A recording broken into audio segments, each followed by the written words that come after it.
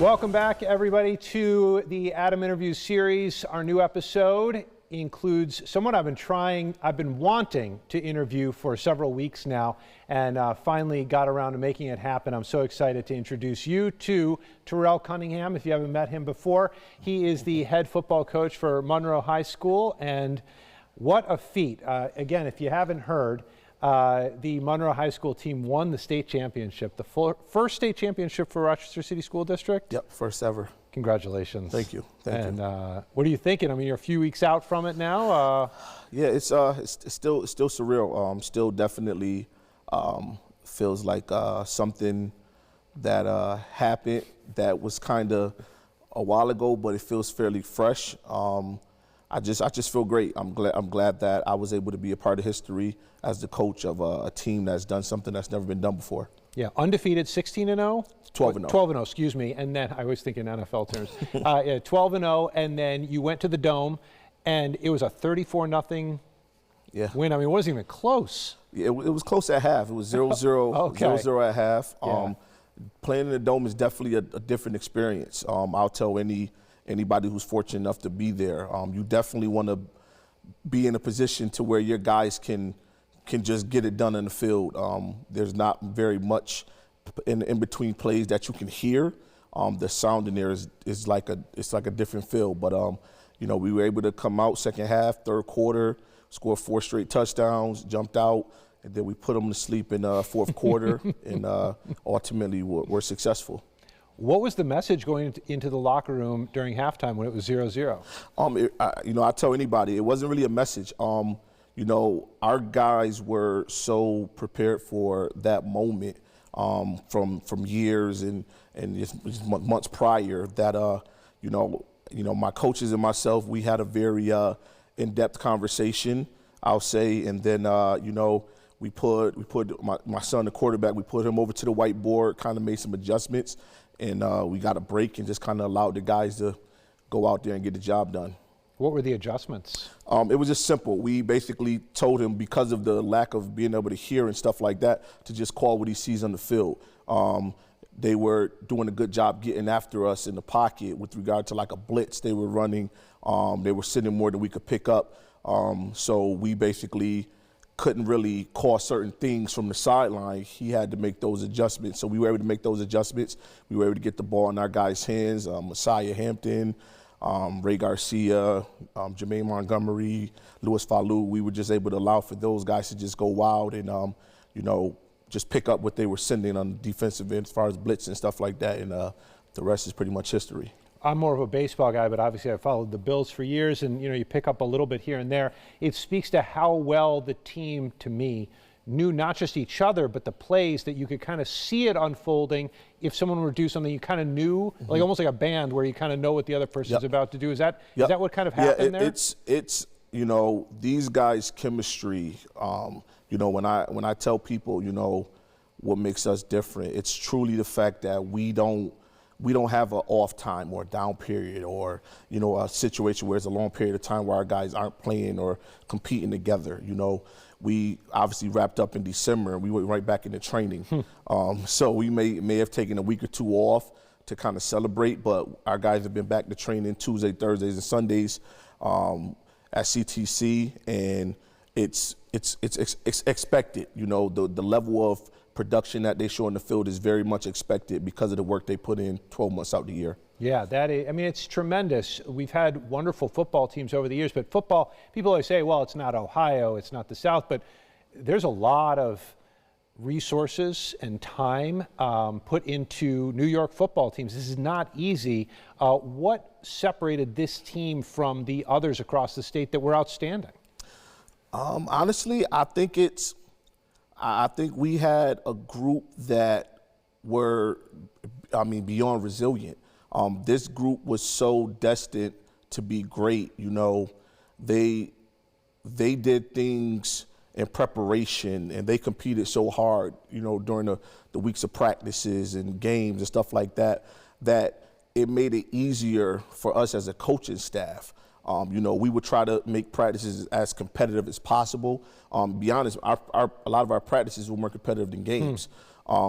but it was a situation where these guys came to work every day. They were locked in, these guys were focused, and it's a lot easier to do when your top guys are the most bought in or the most vested guys who really want to, be successful. It kind of leads everybody else to have to follow suit, and we were fortunate and blessed to have a great group of leaders and captains that led very well on the field and off the field.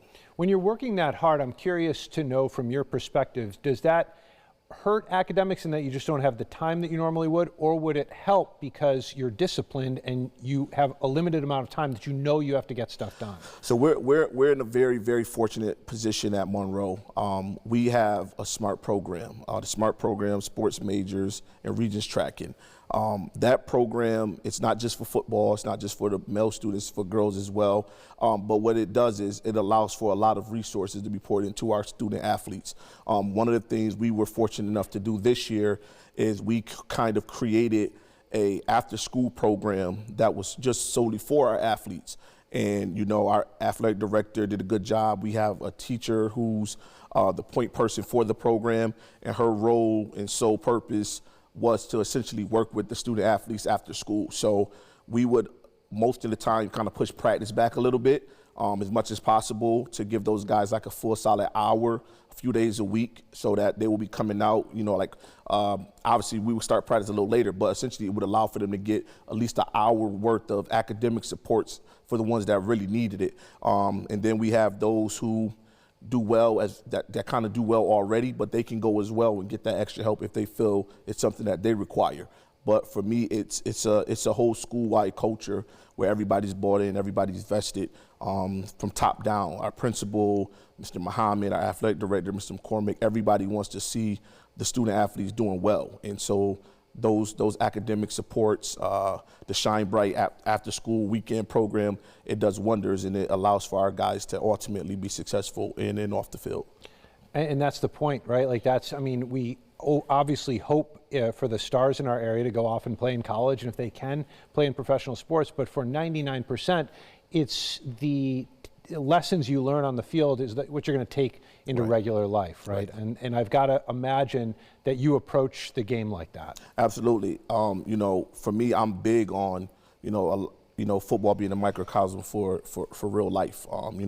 Being a person born and raised in Rochester, I know what football and sports was able to do for me as a person. It gave me that safe haven, that place where I could go, where I knew I was going to be safe. I didn't have to worry about the things that were going on, back home or, in the streets and stuff like that. It gave me a place to be safe, kept me out of trouble, and I know it did that for so many others. I have a collection of staff of guys who are all, for the most part, city guys who, all were fortunate enough to use football as a conduit to go on to get higher education, and now we're all fortunate and blessed to come back home and be able to pass that down to the next generation.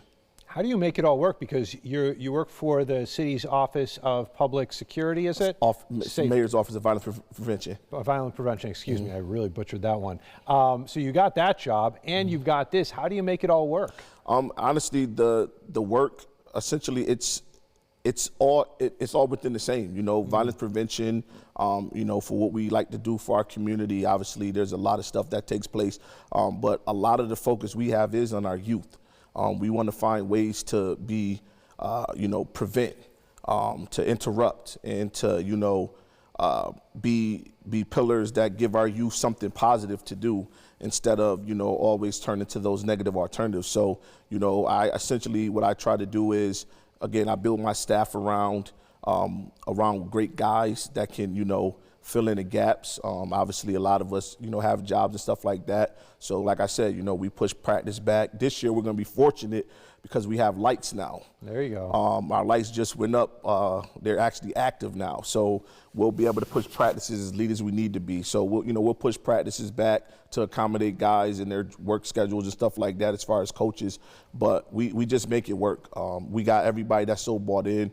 Our parents believe in it, so we just kind of make it work as best as possible. What was the program like when you took it over 4 years ago?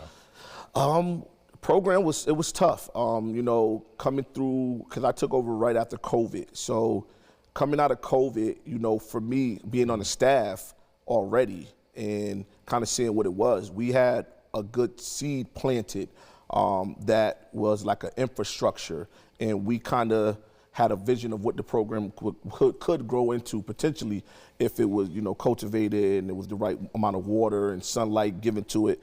And, some of the things that I saw were hindrances were essentially like having kids coming from a bunch of different schools. That wasn't great for me because you had different dismissal times. So you would have 3 different dismissal times for student athletes trying to play on the same sports team. So, practice may be starting and you got some guys showing up late because they're coming from school way back at Charlotte at the beach. You got to wait for them to get there. And for me, that wasn't a very productive way to run the program. I felt like everybody needed that same amount of time to be successful. So one of the first things I did was say I didn't want any merger schools. I wanted all of my student athletes to be students that are in-house in the building at Monroe. So once we were able to do that, I had a great group of young men that had been training and playing together since 8, 9 years old, that all kind of came over. They all were, some were 8th grade, some were 7th, some were going in 9th grade. They all said, hey, we want to play together in high school. So we were fortunate enough to, instead of allowing them to kind of go and just separate and go to whatever school, they were all able to stick together. And we were able to cultivate that from a young middle school group, and to watch them blossom into what they showed last year. And believe it or not, the group that graduated this year was like the group that was a little age ahead. This next group is the ones that were fully embedded. So I'm just thankful. Like I said, there was so much support from the city, from our parents that went into this year and the past few years. I'm grateful for those that believed in what we told them. Told them to stick with us, believe in us. You don't got to send your kids other places for them to be great. We can provide those same opportunities that anywhere else can, any other school can. And, we've been able to do that. Right now, we had a good amount of guys going through that collegiate process of recruitment and making selections, some that are already off at school.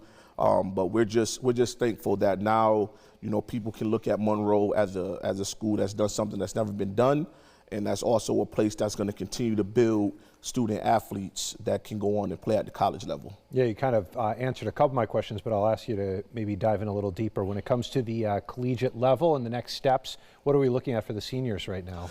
Oh, we got a few. Obviously, our biggest guy, Messiah Hampton, great young man, great family, great leader, just great person.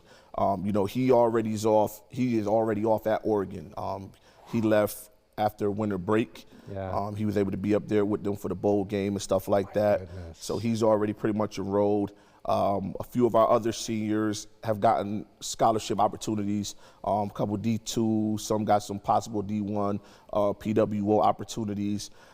We got a few other guys that are going to take the JUCO route. They want to get to that Division I level. May haven't gotten much attention and stuff like that, but they're going to end up going to like Erie, stuff like that feel like they can play. So it's just about providing them opportunities.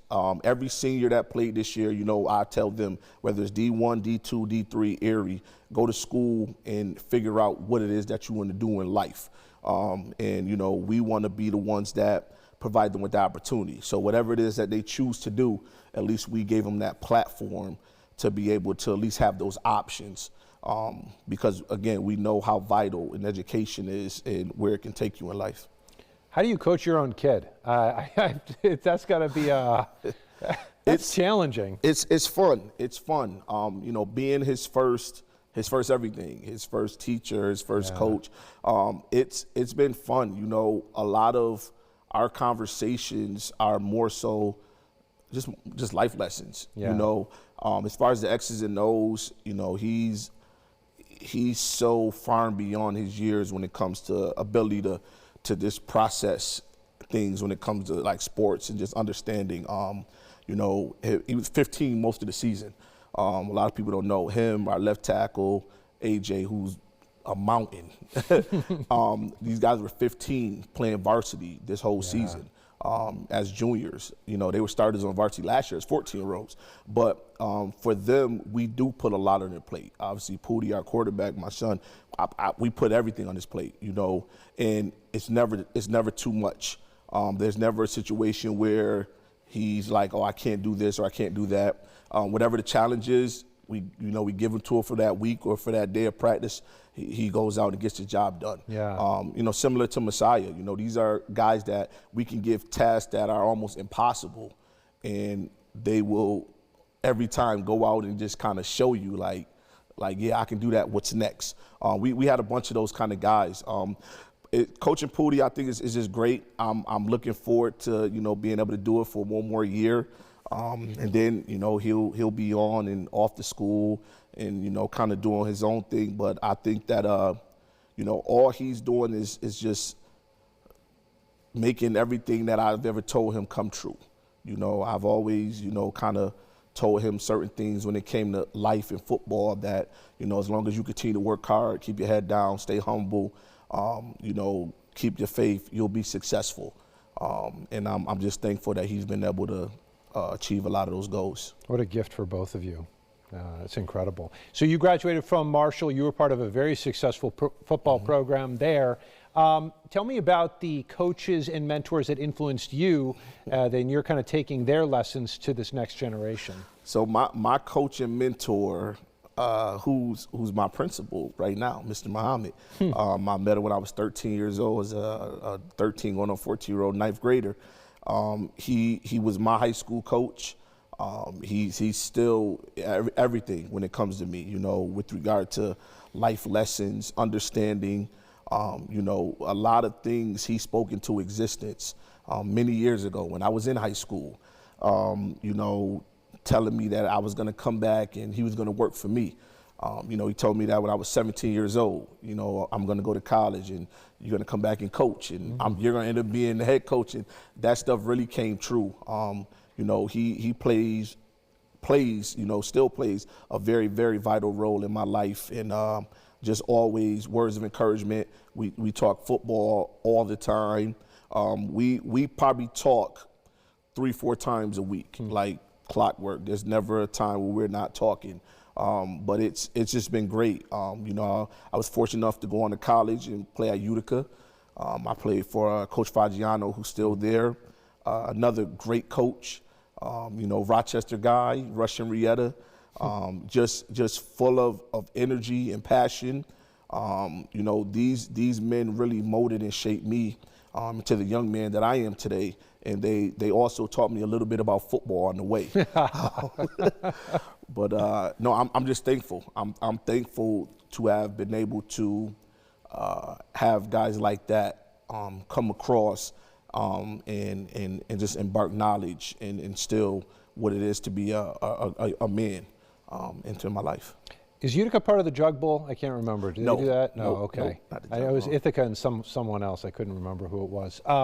So when you have a successful team like this, how do you keep it going? I know you said 2 weeks later you're practicing again, but you have name now. You might have draw for other students. How do you build upon this? For me, our first meeting as a team, once the championship game was over, I put everybody in. We sat down. We had essentially our last team meeting, and the question I asked everybody, seniors and underclassmen, what's next?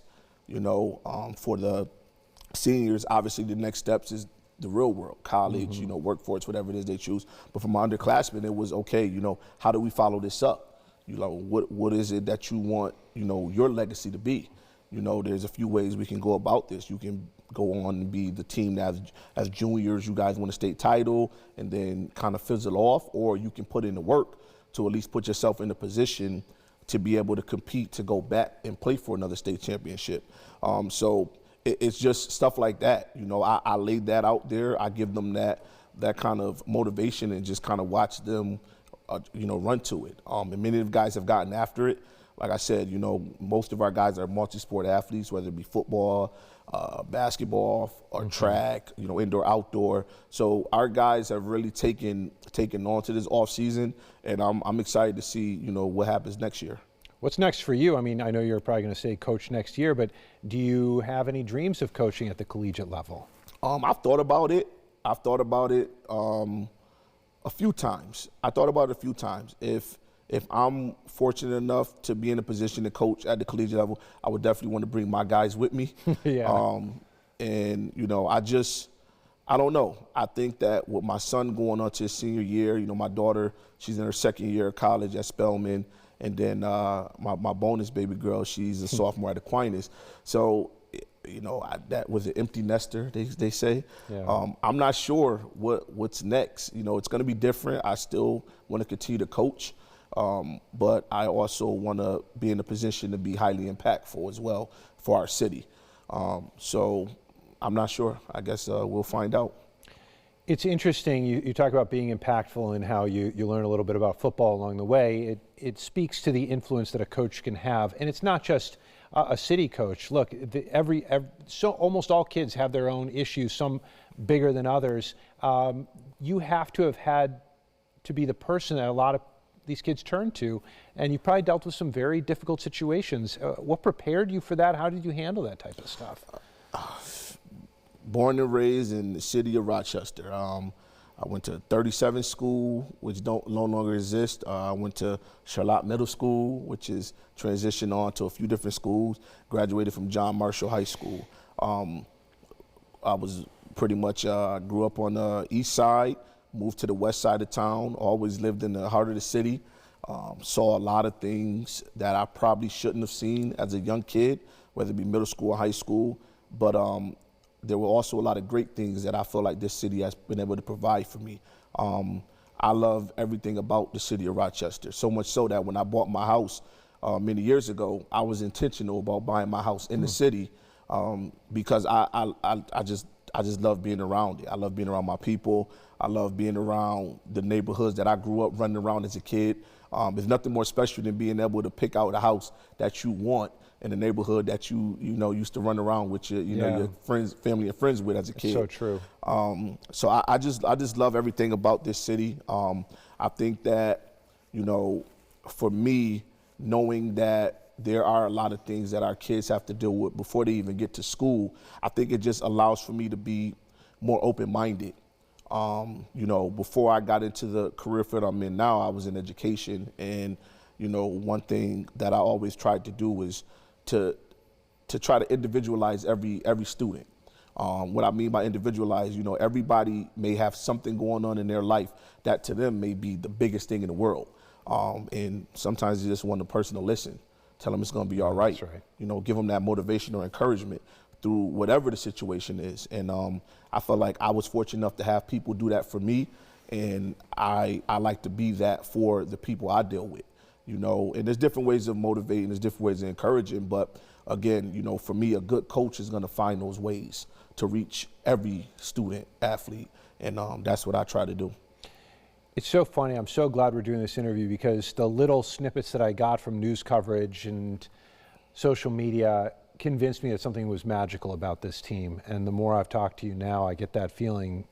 Did you get that as well, or was it just, it was just a team deal? It was special. You know, like we were planning, you know, and thankful to the RCSD and our superintendent and Cam Johnson. We were planning like charter buses like 2 or 3 weeks out to get us to Buffalo, to get us to Syracuse, and then to get us back to Syracuse for the Carrier Dome. And we put all that stuff in play, you know, 3-4 weeks before the championship game. So, you know, and I'm a person like, I don't like to count my eggs before they hatch, but it was like, you know. But you had to do what you had to do. You had to do it. And to be in a position where, you know, our last week of practice after Thanksgiving, we're at TSC practicing inside, getting ready to play in the Dome. And it's just like all those things were put in place and everything aligned just right for us to be in the position we were.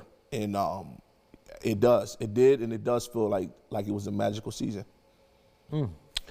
Yeah, no, pretty incredible stuff. And I think one of the students in the celebration or some type of gathering afterwards said, we did it, right? Like we put in the work, and these are kids that have been together for years, and it actually showed itself on the field. And one thing of note that you said is that they got to know each other at a young age, so when they couldn't hear in the Dome, the very thing that they started with is what led them to success. And I just find that so poetic in a way. Yeah.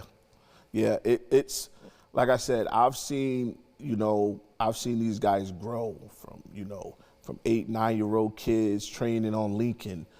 And, myself, Coach G-Hop, Coach Quan, kind of screaming on these guys, like, listen, like, you're not going to be able to get away with doing certain things, and you got to be perfect, and you got to execute this way. And to see these guys, 5, 6 years later, and to see them put all that stuff just out there, it was like you can't put a dollar amount on seeing just the joy and the pure, excitement that these kids have had. We've won 7-on-7 championships. They've traveled all throughout the region and beaten everybody in 7-on-7. We've won a lot of football games. This group of 27s right now, since 8th grade, have only 3 losses in their high school careers. I'm talking 8th through 11th grade, they only lost 3 games. And, it's just a situation where if you pour into youth and give them positive outlets, they can be successful.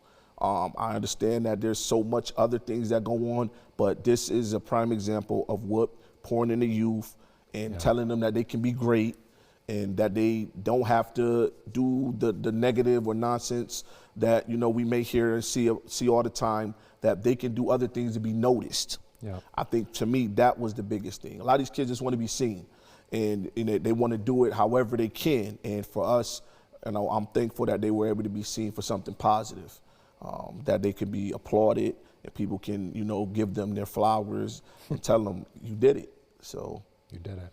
Well, thank you for this interview. I've enjoyed every second of it, Coach. Thank you. I appreciate it. All right. Coach Terrell Cunningham, the Monroe High School football coach, making the community proud, bringing home a big win, something the Rochester City School District does not have or did not have until now, which is a football state championship. Thank you so much for watching the Adam Interviews series. Please tell your friends and family about the Rochester First app. All right, take care.